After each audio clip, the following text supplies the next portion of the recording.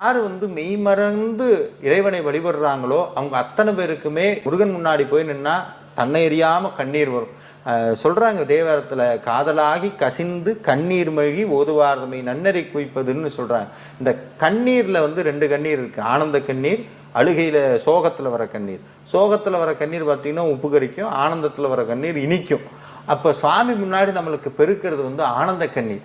இந்த உடல் ஒரு கவிஞர் அழகா சொன்னார், உலகத்திலேயே சொல்ல முடியாத அத்தனை வார்த்தைகளையும் சொல்லக்கூடிய ஒரே மொழி கண்ணீர் தான். அந்த கண்ணீர் கடத்தக்கூடிய விஷயங்கிறது வேற எந்த மொழியினாலும் முடியாது.